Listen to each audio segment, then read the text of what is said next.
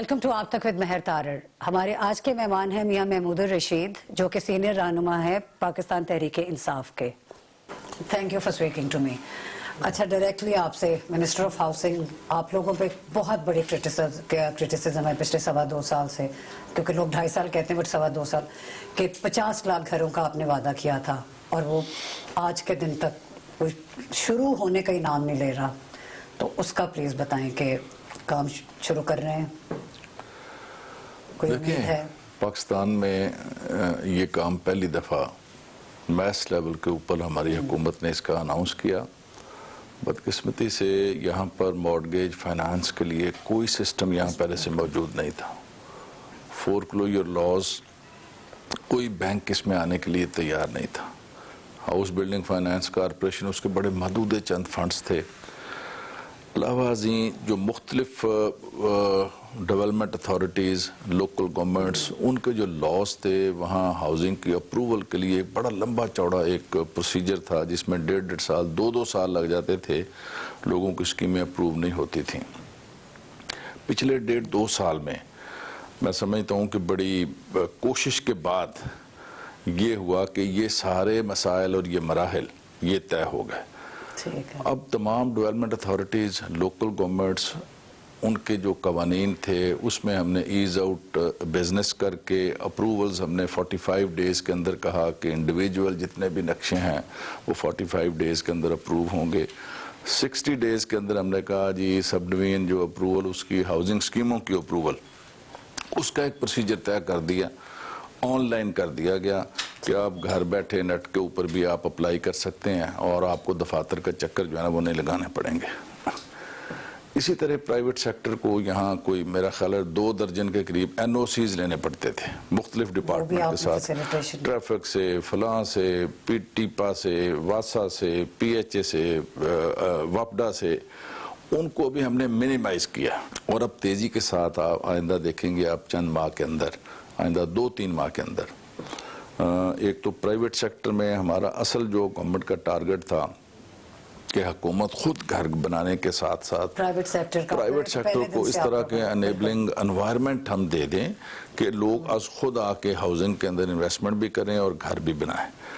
उसके लिए तो अल्हम्दुलिल्लाह ये देर आए दुरुस्त आए, मुश्किल तो आई। उसमें ब्यूरोक्रेट्स हैं, उसमें साल से जो लगे बंदे कवानीन था उनको चेंज करना। और मैं समझता हूँ कि अगर प्राइम मिनिस्टर ज़ाती तौर पर इसमें दिलचस्पी ना लेते, आज भी इमरान खान हर वीक, हर थर्सडे को खुद वो मीटिंग लेते हैं, ऑनलाइन इस्लामाबाद में होते हैं और चारों प्रोविंसेस के अंदर चीफ सेक्रेटरी हाउसिंग मिनिस्टर्स ये बैठते हैं ताकि डे टू डे जो मसाइल हैं उनको वहाँ डिस्कस किया जाए और फौरी तौर पर उनको ये हो रहा है। आपने कहा था ना उस वक्त के, खैर आप प्रेस कॉन्फ्रेंस में किसी ने आपसे सवाल पूछा था बट वो आपको ही कोट कर रहे थे कि $180 बिलियन का प्रोजेक्ट है और एनुअली $35 बिलियन चाहिए इसके लिए, और पाकिस्तान के 6.5 बिलियन पूरा बजट का है।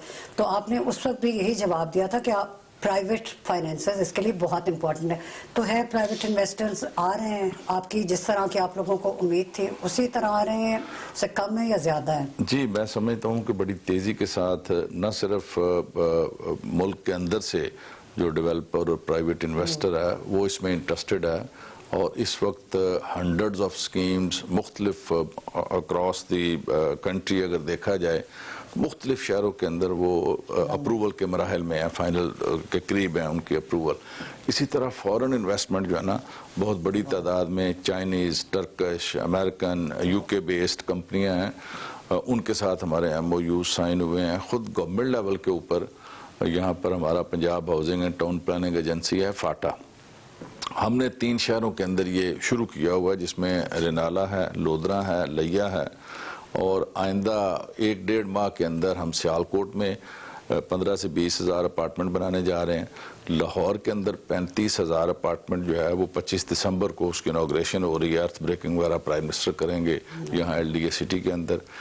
इसी तरह प्राइवेट सेक्टर के अंदर जो बड़े बड़े इन्वेस्टर्स हैं वो भी मेरा ख्याल है बाय एंड और मिड दिसंबर वो चीज़ें ऑन ग्राउंड जो है ना अब आ जाएंगी और फिर ये लोगों का ये एतराज़ भी ख़त्म हो जाएगा कि अभी तक कुछ नहीं हुआ। ज़ाहिर बात है हमने ये बड़ा एक पेशेंस के साथ ये सारी चीज़ें डील होने वाली थी। जैसे मैंने पहले कहा कि हमारे मुल्क में कभी ये मॉर्गेज फाइनेंस का था ही नहीं कॉन्सेप्ट, और आम आदमी जो है उसके पास कोई इतना सरमाया नहीं होता कि वो लाखों रुपए लगा के तो वो अपना घर खुद बना सके, छत का ख्वाब उसका पूरा हो सके। उसके लिए फैसिलिटेट किया आवाम को जो मैक्सिमम फैसिलिटीज़ हो सकती थी। कंस्ट्रक्शन पैकेज खान साहब ने ये लोगों को दिया, इसमें इनकम टैक्स की छूट दी गई, इसमें ये अप्रूवल्स का काम आसान किया गया। यहाँ तक कहा गया कि 30 दिसंबर तक जो लोग भी इस सेक्टर के अंदर आके इन्वेस्टमेंट करेंगे उन्हें सोर्स ऑफ इनकम नहीं पूछा जाएगा। ये और इस तरह के बेशुमार इंसेंटिव्स देने के बाद अब मैं समझता हूँ किक स्टार्ट का वक्त। दूसरा क्योंकि एक बहुत important cheese clean and green Pakistan billion tree tsunami PTI का तो बहुत ये मैनिफेस्टो का हिस्सा है ये चीज़। तो उसके लिए अब आप लोग ये अर्बन डेवलपमेंट के आप मिनिस्टर हैं, आप लोग ध्यान दे रहे हैं डिफॉरेस्टेशन पे कि ज़मीनें ख़राब ना हो, एनवायरनमेंट ख़राब ना हो, क्लाइमेट चेंज के सारे जो फैक्टर्स हैं उनको आप लोग ले रहे हो? देखें ये भी मैं समझता हूँ कि उनका ध्यान रखना। माजी में कभी ये गवर्नमेंट की किसी भी हुकूमत की प्रायोरिटी में ये काम नहीं रहा। क्लाइमेट चेंज और एनवायरनमेंट माहौलियात की जो तब्दीली है, खान साहब ने इंटरनेशनल फोरम्स के ऊपर भी इस पे बात की है जब भी उन्हें मौका मिला है, और उसके बाद मुल्क के अंदर वो स्पेशली उनका फोकस है कि ये एनवायरनमेंट जो इस वक्त चेंज हो रही है, ये क्लाइमेट है, ये स्मोक है, बाकी मसाइल हैं माहौलियाती आलूदगी के, उनसे उदबरा होने के लिए लॉन्ग रन और शॉर्ट टर्म दोनों तरह की प्लानिंग जो है ना, वहाँ बिलियन ट्रीज का मंसूबा था। आज ये क्लीन ग्रीन पाकिस्तान जो पूरे मुल्क के अंदर है, मैं समझता हूँ अरबों की तादाद में दरख्त लगे हैं, शजरकारी हुई है, और इसका इफेक्ट आपको आइंदा 2-3 साल के बाद नजर आएगा। हम इसी शहर लाहौर के अंदर देखें, तमाम ये जो ग्रीन बेल्ट थी और खाली स्पेसेस थी उन सबको फिलअप किया गया और अभी बड़ी तेजी के साथ किया जा रहा है। तो बहुत इस अच्छी खबर पे will take a short break.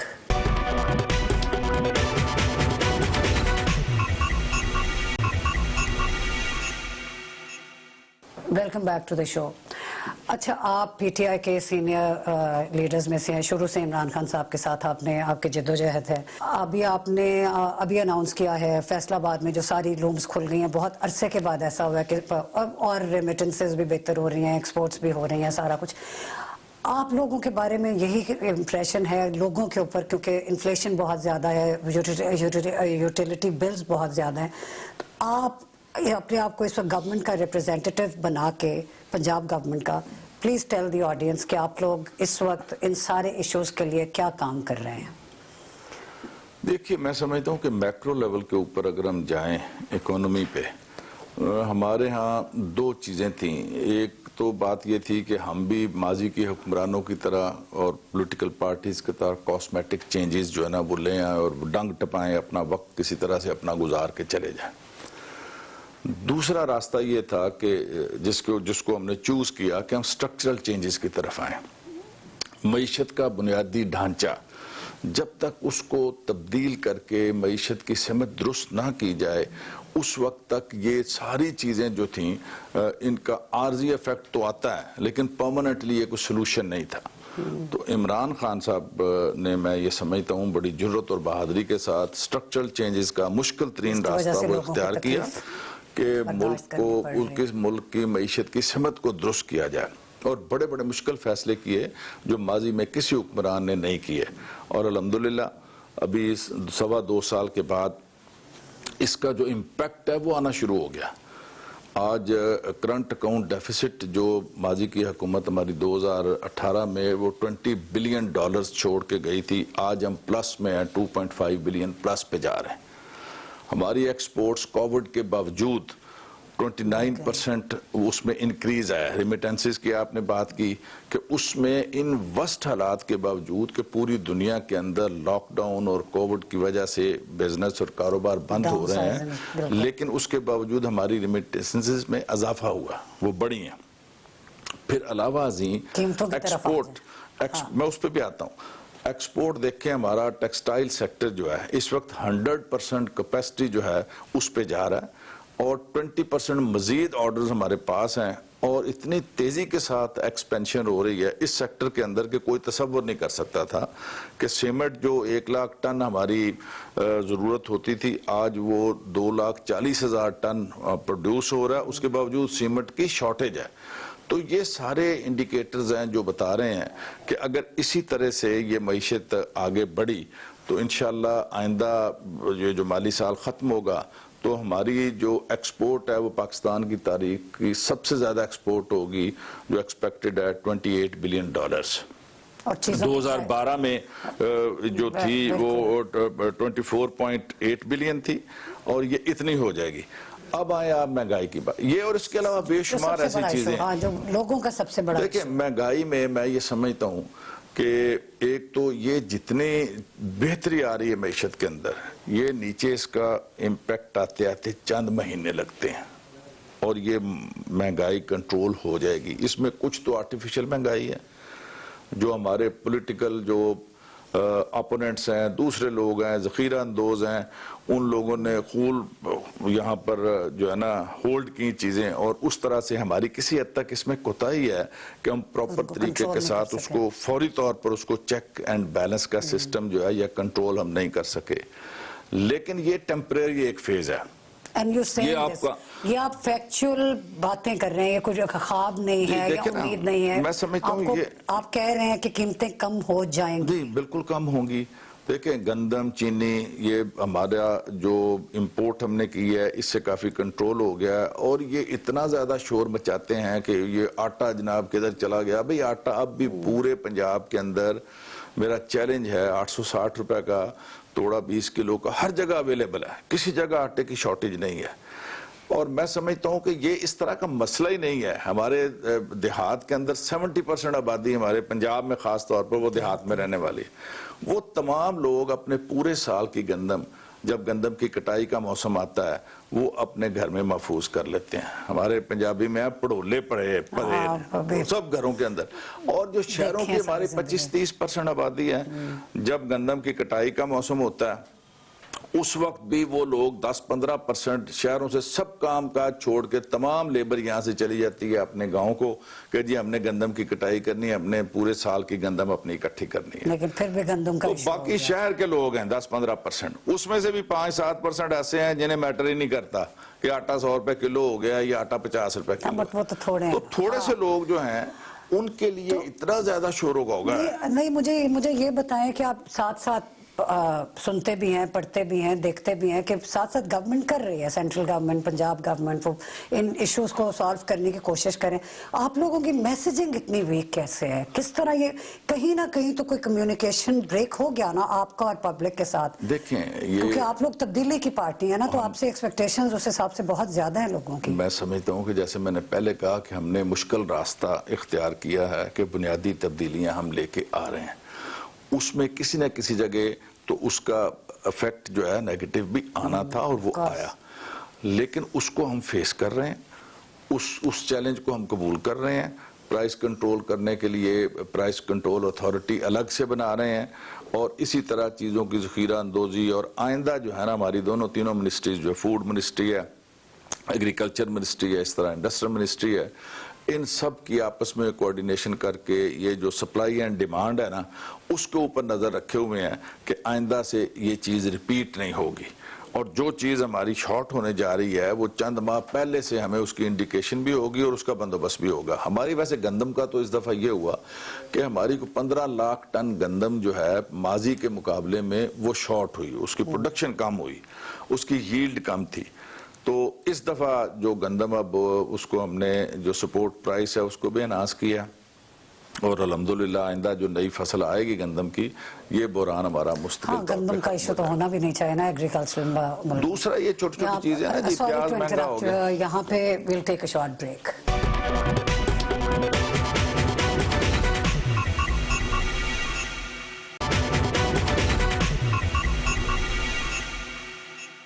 And we back from the break. अच्छा, अब कीमतें, अब आपने तसल्ली दे दी है कि पूरी हो रहा है कि ये कोई ख्वाब नहीं है, इंशाल्लाह ताला हो जाएगा। अब थोड़ी सी सियासी बातें। पीटीआई और पीडीएम, मरियम साहिबा ने इंटरव्यू दिया 12 तारीख को, अभी उनका जो बीबीसी के साथ इंटरव्यू आया है और उसमें उन्होंने कहा है कि फ़ौज से वो बात करने के लिए तैयार हैं अगर इमरान साहब की जो जिसको वो कहती हैं कि सिलेक्टेड गवर्नमेंट है, ये जो फेक गवर्नमेंट है, जाली गवर्नमेंट है, उसको अगर हटा दिया जाए।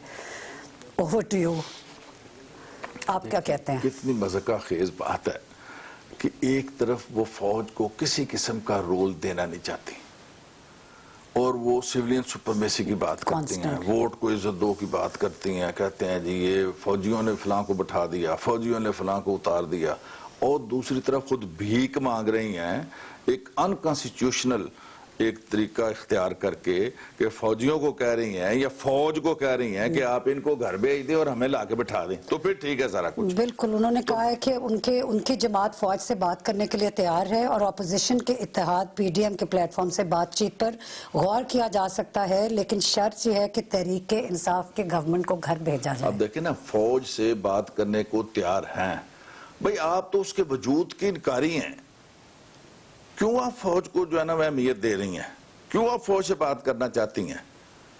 मैं नहीं समझता कि उनका ये जो मौकफ है ये कोई कॉन्स्टिट्यूशनली दुरुस्त मौकफ है। पॉलिटिकली वो अपनी बात की खुद ही नफी कर रही हैं कि एक तरफ लंबा चौड़ा नवाज शरीफ से लेके ये सब लोगों ने तलवारें उठाई हुई हैं कि फौज को जो है ना हमने, फौज ने ये कर दिया, फौज ने वो कर दिया, और माजरत के साथ पाकिस्तान की हिस्ट्री में कभी ये नहीं हुआ जो ये करने जा रहे हैं, यानी फौज ये नहीं जो कर दिया इन्होंने। कभी ये हुआ था कि आप पॉलिटिकल जलसों के अंदर बैठकर आर्मी चीफ का या फौज के या रियासती अदारों के सरबराहान को नाम ले लेके उन पर तबर्रे करें, सर्विंग के ऊपर इस तरह की बातें करें?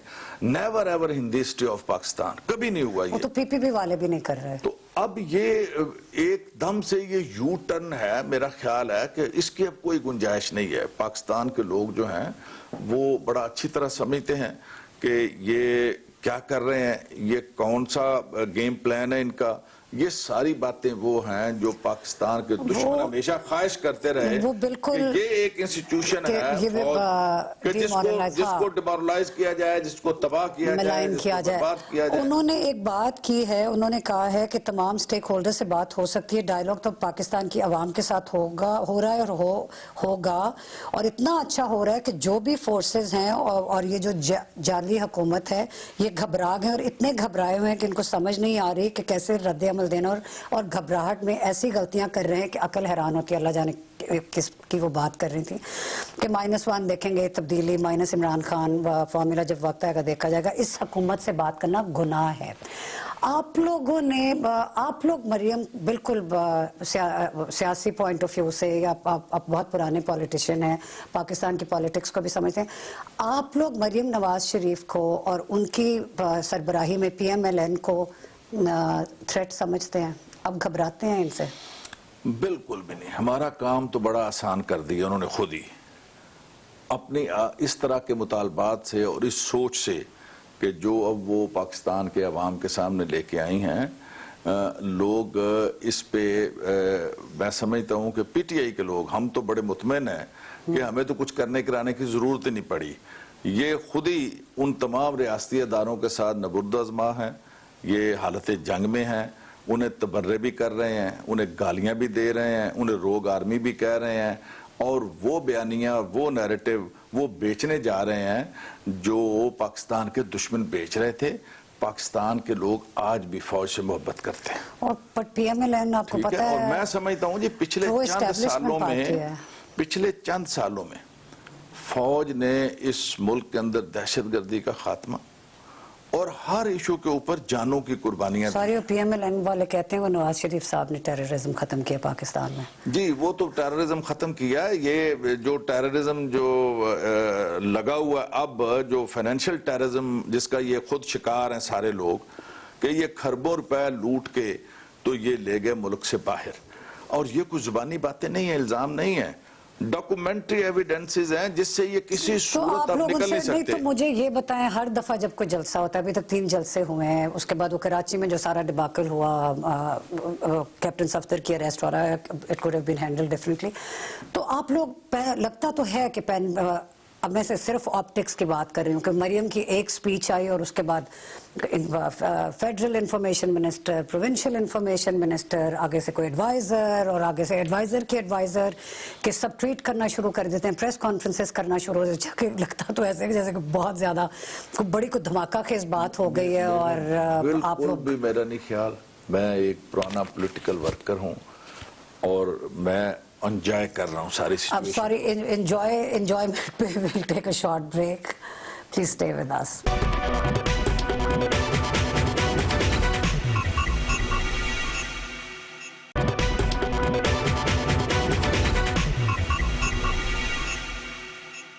Welcome back to the show. So आप लोग, वही जो हम बात कर रहे थे, आप लोग पैनिक मोड में नहीं जाते। मैं ये ऑप्टिक्स की बात कर रही हूँ, कहते हैं देखें वो सारे घबरा गए हैं और मेरे बारे में बातें कर रहे हैं आप। हाँ, नाउ यू आर लाफिंग। मैं ये समझता हूँ कि हम तो एंजॉय कर रहे हैं इस सारी सिचुएशन पे कि बुखलाहट हमें नहीं, बुखलाहट उन लोगों को है कि जो अभी आपने जिस इंटरव्यू का हवाला दिया कि नैरेटिव आप कुछ लेके चले हैं, वोट को इज्जत दो, और बात अब उसके 100% 180 डिग्री पे आप यू टर्न लेके बात तो कुछ और कर रही हो। मज़का खेजी तो यहाँ है और ये सिंगल आउट हो गए। मेरा ख्याल है इनके अपने अंदर जो है PMLN के अंदर वो लोग इस कदर परेशान हैं जो हमारे साथ टॉक शोज में बैठते हैं और फिर जब वक्फा होता है तो वो कहते हैं जी हमारे लीडरों ने हमें बर्बाद कर दिया, हमने पार्लियामानी पॉलिटिक्स करनी है, हम किधर जाएं। ये जिस बात को लेके चल रहे हैं, ये बात तो यहाँ लोग मानने को तैयार नहीं है और ये बात बिकने वाली नहीं है। एजेंडा सिर्फ एक है और वो क्या है, किसी तरीके से ये जो लूट मार इन्होंने की हुई है, इससे इमरान खान एक कदम पीछे हटने को तैयार नहीं है। वो कहता है मेरी गवर्नमेंट जाती है तो जाए। मुझे एहतसाब की मैंने बात की थी और लोगों ने मेरे ऊपर ट्रस्ट किया, मुझे वोट दिया, एहतसाब के नाम पे दिया, और अगर ये चाहें कि जलसा जुलूस निकाल के, गालियां दे के और ये इस तरह के APDM अपना कोई नैरेटिव बना के बाहर निकल आएगी और मुझे घर भेज देगी, मैं मुकाबला करूंगा। और इमरान खान फाइटर है, वो भागने वाला नहीं है। बड़ा सोच समझ के 22 साल से स्ट्रगल चल रही है, उन्होंने बड़ा सोच समझ के ये किया।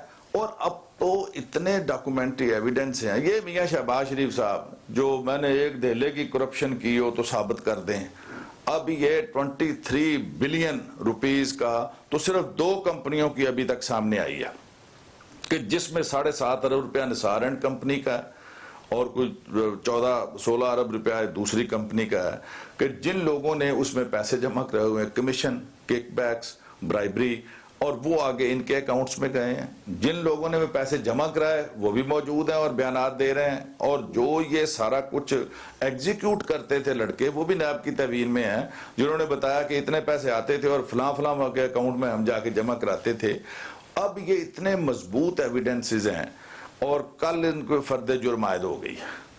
फर्द जुर्म जो है आयद होने के बाद ये स्पीडी ट्रायल होगा, डे टू डे ट्रायल होगा।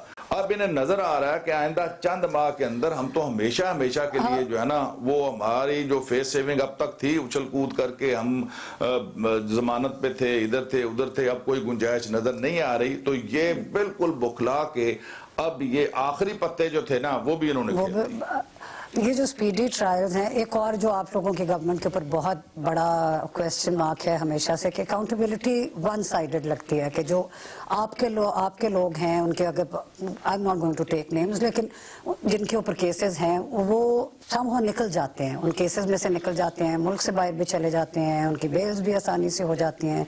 ऑन द अदर हैंड ये सारे के सारे जो उनके टॉप टियर लीडरशिप है, वन आफ्टर द अदर आप उनको जेलों में बंद करते जा रहे हैं। ये बिल्कुल एक प्रोपेगेंडा।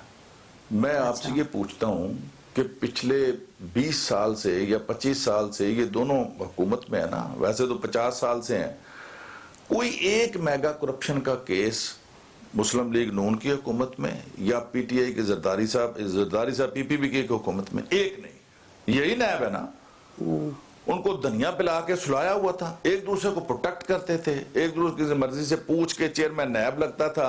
अब ये इतना शोर मचा रहे हैं कि इंतकामी कार्रवाई हो रही है जी, हमारा सिर्फ हो रहा है जी। मैं इनसे ये पूछना चाहता हूं कि चेयरमैन नैब किसने लगाया था? मियां नवाज शरीफ ने लगाया, ठीक है जी। और ये सारे मुकदमात में से 90% मुकदमात वो हैं जो इन्होंने एक दूसरे के खिलाफ दर्ज कराए हुए हैं। इमरान खान ने कोई नई चीज नहीं की, उसने आके ये डिटर्मिनेशन अपना शो किया कि अदारों को इंडिपेंडेंटली अपना लीगल जो कॉन्स्टिट्यूशनल उनका राइट है उसके मुताबिक कार्रवाई करनी चाहिए, जिस मकसद के लिए ये अदारे बने हैं, और कोई गवर्नमेंट की तरफ से इंटरफेरेंस नहीं होगी, कोई प्रेशर नहीं होगा। अब उसको ये कहना, अगर दर्जनों या सैकड़ों लोग उनके हैं, उनके में भी दर्जनों लोग हैं जो बेल पे हैं। हमारे भी जो 5-7 लोग पकड़े हुए हैं, कभी इमरान खान ने उनकी फेवर नहीं की, हमारे सिटिंग मिनिस्टर्स पकड़े गए। असल में एक और अनदर क्वेश्चन जो क्रिटिसिज्म आप लोगों को बहुत ज्यादा मिलती है, और आपसे मैं इसलिए पूछ रही हूँ बिकॉज आप पीटीआई की कोर कमेटी में भी हैं, शुरू से इमरान खान साहब के साथ हैं। कॉन्स्टेंटली अगर मुल्क का प्राइम मिनिस्टर ये कहता रहेगा कि जी मैंने इनको एनआरओ नहीं देना, मैंने इनको छोड़ना नहीं, मुंह पे हाथ फेर रहे हैं, मैंने इनको कि ये मेरे से माफी नहीं इनको मिलनी, and so on and so fourth, आप नहीं समझते कि ये बेहतर होगा कि अब वो क्योंकि प्राइम मिनिस्टर हैं तो वो अपने आप को सारी प्रोसेस से पीछे कर लें, ताकि बिल्कुल ये लगे, आई एम नॉट सेइंग कि अदालतें उनके इन्फ्लुएंस में काम कर रही हैं, लेकिन एटलीस्ट जो ऑप्टिक्स हैं, आप नहीं समझते कि उनको पीछे हट जाना चाहिए इस तरह के स्टेटमेंट्स कॉन्स्टेंटली देने से, और अदालतें अपना काम करें? ये बात हम में से बाज़ दोस्तों ने खान साहब से की मीटिंग्स के अंदर। अच्छा की है। उन्होंने ये कहा कि ये एहतसाब आप भूल जाएं कि अगर मेरे चुप होने से ये सारा मामला जो है वो इसी तरह चलता रहेगा, ये ठंडा हो जाएगा। ये हैमर करने की जरूरत है, ये रोजाना 10 बार कहने की जरूरत है, सिर्फ मेरे नहीं। उन्होंने कहा आप में से हर शख्स को यह कहना चाहिए कि चोरों के लिए कोई चोर दरवाजा नहीं है, कोई एनआरओ नहीं है, सबको सजा मिलेगी, वो हमारे में से कोई हो या इनमें से कोई हो, किसी के लिए कोई छूट नहीं है। वो तो इस चीज के ऊपर है कि हमें बार बार इस चीज को दोहराना चाहिए, इनकी डकैतियां और चोरियां वो कौम के सामने लानी चाहिए, उससे पीछे नहीं हटना चाहिए। इससे कोर्ट्स इफेक्ट नहीं होते? आपका नहीं ख्याल कि आप लोगों की, देखिए गवर्नमेंट की, ये प्राइम मिनिस्टर की ये जिम्मेदारी है कि वो इस तरह की चीजों को चेक करे, वो अदारों को हौसला दे, वो अदारों के साथ खड़ा हुआ नजर आए, वो अदारों को थपकी दे, प्रोटेक्ट करे कि आप ठीक काम कर रहे हैं, अकॉर्डिंग टू द लॉ आपने चलना है, रूल ऑफ लॉ की बात करें, और रूल ऑफ लॉ के वो यहाँ पर होते हुए वो दिखाएं। ये बिल्कुल इमरान खान का अपना विजन है। अगर इनमें से कोई हाइपोथेटिकली, जैसे शहबाज शरीफ साहब हैं, अब मैरिज के हिसाब से अब उनका कोर्ट में केस चलता है और वो बरी हो जाते हैं, तो फिर आप लोग बरी हो जाएंगे तो हम माफी मांगे कौन? You'll be fine with that. हम माफी मांगे कि जी ये झूठा था, जी ये कोर्ट ने झूठा कर दिया, लेकिन उससे पहले ये मफरूजों पे आज तक ये बच निकलते हैं, अरबों रुपए के ये लोगों की लूट मार भी करें और उसके बाद दोबारा लीडर बन के सामने आ जाएं।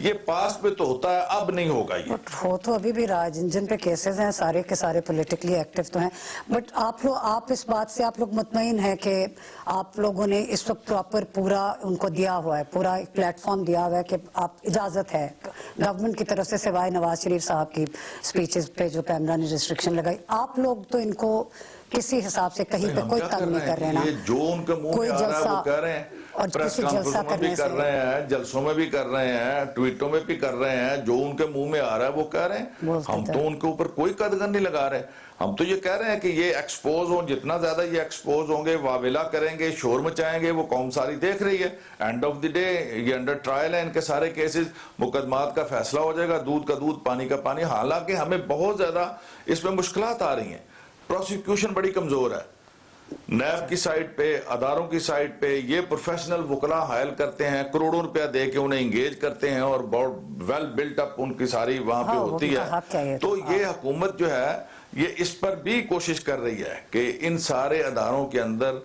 ये जो प्रोसिक्यूशन है उसके सिस्टम को बेहतर किया जा सके, फुल प्रूफ किस्म की तैयारी हो, ताकि एविडेंसेस के साथ जो है हुकूमत या इन अदारों को एम्बैरेस ना होना पड़े।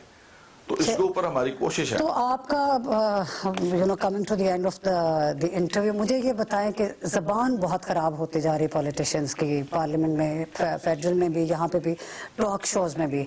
एक वो भी रिसेंटली इंटरव्यू आया एक आप लोगों की, एक फिरदौस आशिक अवान साहिबा और दूसरी तरफ हज़मा बुखारी थी, दोनों काइंड ऑफ रिप्रेजेंट करती हैं अपनी पार्टीज़ को, फेस हैं, और कॉन्स्टेंटली नॉन स्टॉप उन्होंने सिर्फ एक दूसरे के ऊपर चीखा और बात नहीं सुनी एक दूसरे की, और एक तमाशा बन गया। एंड आपको भी पता है, आप कॉन्स्टेंटली टॉक शोज में जाते हो, आपको इस बात का एहसास है कि ज़बान और एक दूसरे से बात करने का तरीका और टॉलरेंस बहुत कम हो गई है?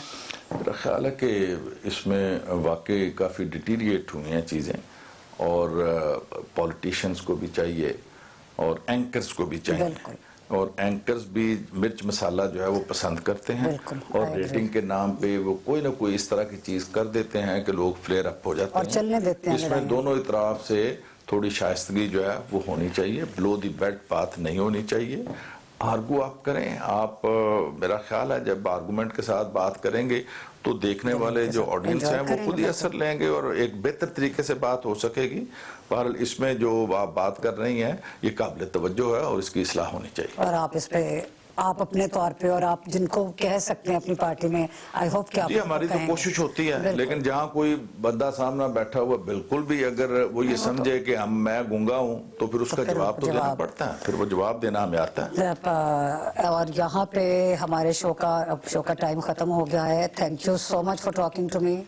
अल्लाह करे मुल्क के हालात बेहतर हो जाएं, क्योंकि पीटीआई गवर्नमेंट के हालात बेहतर होंगे तो मुल्क, गवर्नमेंट बेहतर काम करेगी तो मुल्क के हालात बेहतर होंगे, जिसमें हम सबका फायदा है। So wishing you all the best. See you next week on आप तक विद मेहर तारिर।